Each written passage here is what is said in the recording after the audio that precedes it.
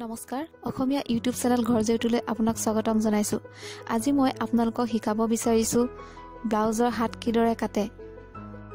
মই ইতিমধ্যে 34 সাইজৰ প্ৰিন্সেছ কাট ব্লাউজৰ এটা পেপাৰ কাটিং দি ৰাখিছিলো।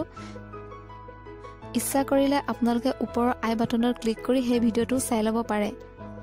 মই সেই পেপাৰ কাটিংটো ব্যৱহাৰ কৰিয়ে হাতখন কিদৰে জোখ লয় আৰু কিদৰে কাটে তাক মই আপোনালোকক দেখুৱাম। আহক এতিয়া ভিডিওটোলৈ আগবাঢ়ো। এইটো হৈছে প্ৰিন্সেছ কাট ব্লাউজটোৰ পেপাৰ কাটিং। প্ৰথমে আপোনালোকে ভিডিওটোত দেখুৱাৰ ধৰণেৰে হাতৰ জোখ লৈ লওক। এই পেপাৰ কাটিংটোৰ হাতৰ জোখ হৈছে 8 ইঞ্চি। আপোনালোকে যি সাইজৰে ব্লাউজৰ হাত কাটিব নিবিচাৰক কিয় মই ভিডিওটো যি ধৰণেৰে দেখাইছো তেনেদৰে আপোনালোকে হাত কাটিব। হাতখনৰ পেপাৰ কাটিং কৰিবৰ বাবে মই এখন ড্ৰয়িং পেপাৰ ব্যৱহাৰ কৰিছো। ড্ৰয়িং পেপাৰখন আপোনালোকে দুটা ভাজত ভাজ কৰি ল'ব। চাওক মই কিদৰে কৰিছো।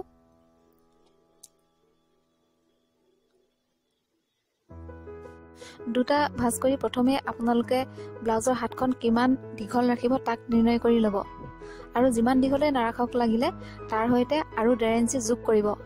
মই এইটো ব্লাউজৰ হাতখন 5 ইঞ্চি ৰাখিম আৰু আপোনালোকে পেপাৰখনত যেটো ভাজ কৰা দেখিছে সেই ভাজ কৰা অংশটো চাওক। ব্লাউজ এটা দেখাইছো এই অংশটোহে হ'ব, ব্লাউজৰ ওপৰৰ অংশটোহে হ'ব। এইটো যেটো ভাজ দেখিছে এই ভাজ অংশটো। মই 5 ইঞ্চি দৈৰ্ঘ্যৰ হাতখনৰ বাবে 6.5 ইঞ্চি দূৰত্বত এটা বিন্দু আঁকিছো। আপোনালোকেও এনেদৰে এটা বিন্দু আঁকি ল'ব।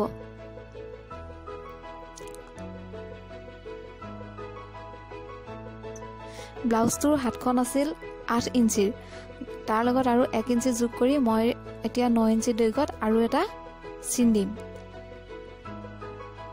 মই 8 ইঞ্চি দৈৰ্ঘ্যৰ হাত বুলি কওঁতে ইতিমধ্যে যেটো ভিডিও মই আপলোড কৰি ৰাখিছিলো প্ৰিন্সেছ কাট ব্লাউজৰ সেই তাৰ পেপাৰ কাটিঙৰ হাতখনৰ কথাহে কৈছো। সেইটো আছিল 8 ইঞ্চি দৈৰ্ঘ্যৰ আৰু মই এই হাতখন বনাবলৈ ইয়াত সেই 8 ইঞ্চিৰ লগতে আৰু 1 ইঞ্চি যোগ কৰি মুঠ 9 ইঞ্চি দৈৰ্ঘ্যত এটা চিন দি লৈছো। এতিয়া 6.5 ইঞ্চি দূৰত্বত দিয়া বিন্দুটো আৰু 9 ইঞ্চি দূৰত্বত দিয়া বিন্দু দুটা একেলগ কৰিছো। এতিয়া পুনৰ পথালিকৈ এডাল আঁচ টানক। চাওক কিদৰে টানিছো, এটা বক্সৰ ৰূপ লৈছে। যিসকলে নতুনকৈ শিকিছে তেওঁলোকে এনেদৰে বক্সটো তৈয়াৰ কৰি লোৱা অতি জৰুৰী আৰু যিসকলে ইতিমধ্যে অলপ বছৰত জানে তেওঁলোকে এনেদৰে বক্স তৈয়াৰ কৰি নললেও হ'ব। এই পেপাৰ কাটিংটো মই একেবাৰে সিম্পল হাতহে তৈয়াৰ কৰি দেখুৱাম আপোনালোকক। পিছত বিভিন্ন ডিজাইনৰ হাতো তৈয়াৰ কৰি দেখুৱাম। এতিয়া পুনৰ ভিডিওটোত দেখুৱাৰ ধৰণেৰে 3 ইঞ্চি দূৰত্বত এটা বিন্দু আঁকক। ওপৰলৈ আঁকক আৰু তললৈ আঁকক। এতিয়া এই দুইটা বিন্দু একেলগ কৰক।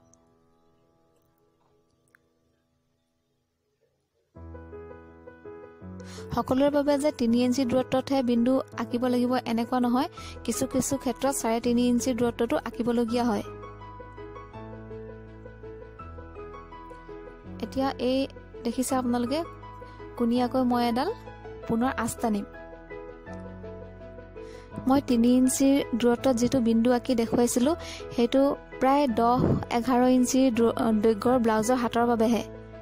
তাতকৈ যদি অধিক দৈৰ্ঘ্যৰ হয় তেতিয়াহ'লে 3 ইঞ্চিৰ ঠাইত আমি 3.5 ইঞ্চি বা তাৰ অধিক কৰিবলগীয়াও হ'ব পাৰে। আপোনালোকে এনেদৰে এতিয়া বেকা কৰি এডাল আঁচ টানি দিব।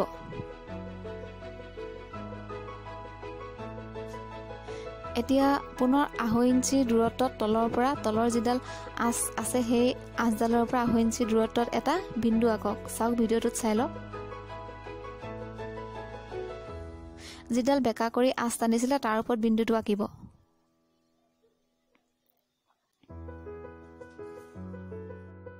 আৰু ওপৰৰ ফালে 2 ইঞ্চি দূৰত্বত এটা বিন্দু আঁকিব। এইটো 2 ইঞ্চিৰ ভিতৰত হয়, 2 ইঞ্চিৰ ওপৰলৈ যাব নোৱাৰে, বুজি পাব অকমান দেৰিকে। এতিয়া মই ভিডিওটো দেখুৱাৰ ধৰণেৰে আপোনালোকে এটা ধুনীয়া হাতৰ শেপ দিব। চাওক বিন্দুটোত আপোনালোকে ক্ৰছ কৰিব।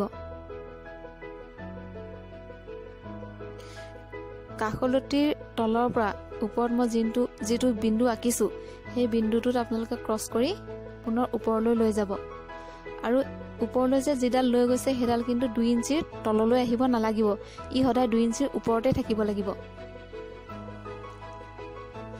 আৰু মই মাজত যেটো এতিয়া যেটো এনেকে চিন এটা দেখাইছো সেই বিন্দুটো যিডাল সিধা আঁচ টানিছিলে সেই আঁচডালৰ পৰা 1 সেন্টিমিটাৰ দূৰত্বত হ'ব লাগিব 1 সেন্টিমিটাৰ বা তাতকৈ অকমান বেছি হলেও কথা নাই কিন্তু 1 সেন্টিমিটাৰৰ তল নকৰিব এতিয়া এনেদৰে এটা শেপ দিয়ক 1 সেন্টিমিটাৰ দূৰত্বত যেটো বিন্দু আঁকিছিলে সেই বিন্দুটো ক্ৰস কৰাকৈ ওপৰৰ পৰা তললৈকে লৈ যাওক ওপৰৰ পৰা প্ৰথমে 1 সেন্টিমিটাৰ দূৰত্বত অকা বিন্দুটো ক্ৰস কৰিব তাৰ পিছত 1/2 ইঞ্চিৰ দূৰত্বত যেটো বিন্দু আঁকিছিলে তলৰ ফালে হেতু বিন্দু ক্ৰস কৰিব আৰু ভিডিওটো দেখুৱাৰ ধৰণেৰে এটা শেপ দিব প্ৰথমবাৰ কৰোতে অলপ অসুবিধা পাব পাৰে কিন্তু এবাৰ দুবাৰ কৰিলে আপোনালোকে ভালদৰে কৰিব পৰা হৈ যাব চাওক মোৰ শেপটো আঁকি হৈ গৈছে আপোনালোকে ধৰিব নোৱাৰিব বাবে মই অলপ বেছি ডাৰ্ক কৰি দিছো চাওক ঠিক এনেদৰে এটা শেপ দিব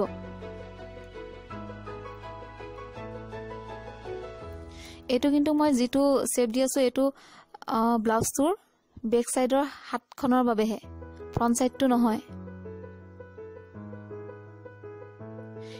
এই সাইডটো ব্লাউজটোৰ পিছফালে থাকিব আৰু আগফালে অকমান চেঞ্জ কৰিব লগিয়া হ'ব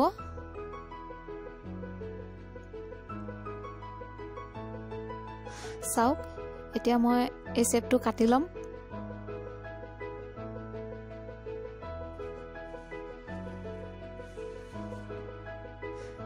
হাতখনৰ যেটো খোলা অংশ হেতু আপোনালোকে কিমান দৈৰ্ঘ্য ৰাখিব হেতু তাৰ নিৰ্দিষ্ট কোনো মেজাৰমেন্ট নাই কিছুমানৰ হাত হকত কিছুমানৰ ক্ষীণ গতিকে আপোনালোকে যেতিয়া চিলাব তেতিয়াহে আপোনালোকে এটো ভালদৰে মিলাব এতিয়া এনে অলপ বেকা কৰি আঁচিডাল পাৰি দিও এতিয়া ব্লাউজৰ হাতখন মই কাটিম আপোনালোকে ভিডিওটো 2-3 বাৰ মান ভালদৰে চাই বুজি লওক তাৰ পাছতে আপোনালোকে পেপাৰ কাটিং কৰক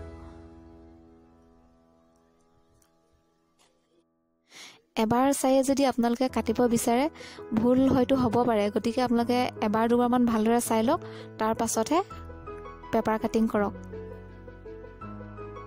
আপোনালোকক মই কিমান ভালদৰে বুজাব পাৰিছো নাজানো যদি আপোনালোকে ভালদৰে বুজি পোৱা নাই বা বুজিবলৈ অলপ অসুবিধা হৈছে তেন্তে কমেন্ট কৰিব মই পুনৰ আকৌ এনে ভিডিও আপলোড কৰিম এটো চাও মোৰ হাতখন কাটি হৈ গৈছে এটো কিন্তু মোৰ ব্লাউজটোৰ বেক সাইডৰ বাবেহে হৈছে ফ্ৰন্ট সাইডটো এতিয়াও কাটিবলৈ বাকি আছে এতিয়া ফ্ৰন্ট সাইডটো তৈয়াৰ কৰিম ফ্ৰন্ট সাইডৰ বাবে মই যি ধৰণে দেখাইছো তেনেদৰে প্ৰায় 1/2 ইঞ্চি দূৰত্বত এটা বিন্দু আঁকক আৰু এই বিন্দুটো ক্ৰস কৰাকৈ তলৰ পৰা ওপৰলৈকে আপোনালোকে মই ভিডিওটো দেখুৱাৰ ধৰণেৰে এডাল আঁচ টানক চাওক মই কিদৰে নিছো একদম ওপৰৰ চুকলৈকে লগাই দিবগে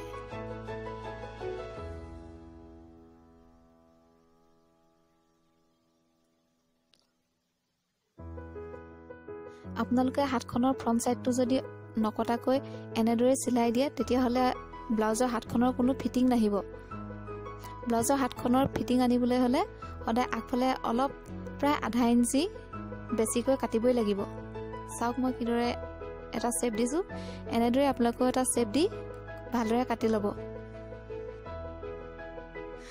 মোৰ শেপটো আঁকি হৈ গৈছে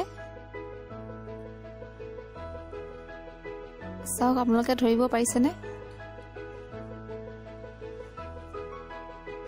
চাওক প্ৰায় 1/2 ইঞ্চিৰ দূৰত্বতে শেপটো অঁকা হৈছে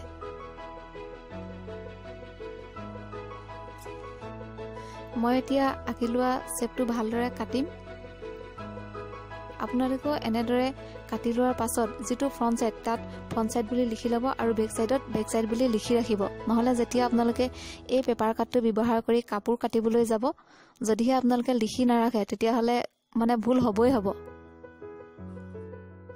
মোৰ ইতিমধ্যে পেপাৰ কাট কৰি হৈ গৈছে মই এই হাতখন কাটিবৰ বাবে ব্লাউজৰ যেটো পেপাৰ কাট ব্যৱহাৰ কৰিছিলো তাৰ ভিডিও ওপৰ আই বাটনটো ক্লিক কৰিলেই পাব নতুবা এই ভিডিঅ'টো শেষ হোৱাৰ অলপ আগতে স্ক্ৰীনখনতে আপোনালোকে দেখিবলৈ পাব, তাত ক্লিক কৰিলেও সেই ভিডিঅ'টো আপোনালোকে চাই ল'ব পাৰিব। সেই ভিডিঅ'টো চাই ল'লে সম্পূৰ্ণ এটা ব্লাউজৰ পেপাৰ কাটিং কিদৰে কৰে তাক আপোনালোকে ভালদৰে শিকি ল'ব পাৰিব আৰু এই হাতখনৰ পেপাৰ কাটিংটো বুজাটো আপোনালোকৰ সুবিধা হ'ব। আশা কৰোঁ